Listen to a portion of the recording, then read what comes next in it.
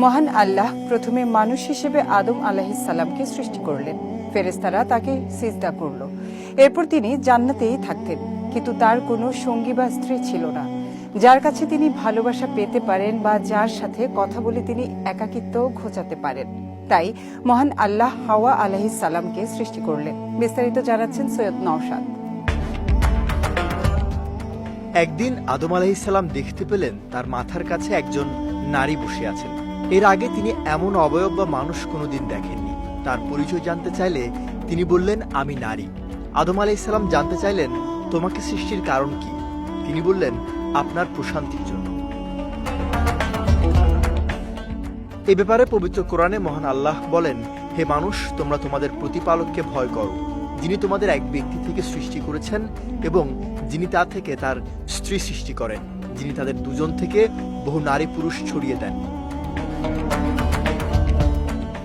এই আয়াতের মাধ্যমে বোঝা যায় আল্লাহ তাআলা হাওয়া আলাইহিসসালামকে আদম আলাইহিসসালাম থেকে সৃষ্টি করেছেন। হাদিসে বর্ণিত আছে, রাসূলুল্লাহ সাল্লাল্লাহু আলাইহি ওয়াসাল্লাম বলেছেন, তোমরা নারীদের সঙ্গে সদ্ব্যবহার করো। তাদের পাঁজরের হাড় থেকে সৃষ্টি করা হয়েছে এবং হাড়ের মধ্যে সর্বাপেক্ষা বাঁকা হাড় হলো এটা, আর তা থেকেই নারীদের সৃষ্টি করা হয়েছে। তুমি যদি তা সোজা করতে চাও তাহলে তা ভেঙে যাবে, আর যদি ছেড়ে দাও তাহলে সবসময় তা বাঁকাই থাকবে। কাজেই নারীদের উত্তম উপদেশ দিতে থাকো। আদম ও হাওয়া আলাইহিসসালামের বসবাস শুরু হলো জান্নাতে। তারা সেখানে একসঙ্গে থাকতে লাগলেন। মহান আল্লাহ তাদের জন্য অফুরন্ত নেয়ামতের ব্যবস্থা করলেন। সেখানে তারা ইচ্ছে মতো ঘুরতেন, পছন্দ মতো খেতেন।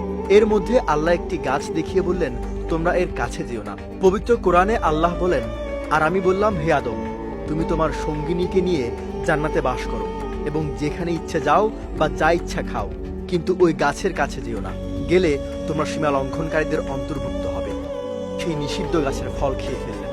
তাই সীমা লঙ্ঘন করায় আল্লাহ তাআলা আদম আলাইহিসসালামকে তার সঙ্গিনী হাওয়া আলাইহিসসালাম সহ দুনিয়ায় পাঠিয়ে দেন। এখান থেকে শুরু হলো পৃথিবীতে মানুষের বসবাস।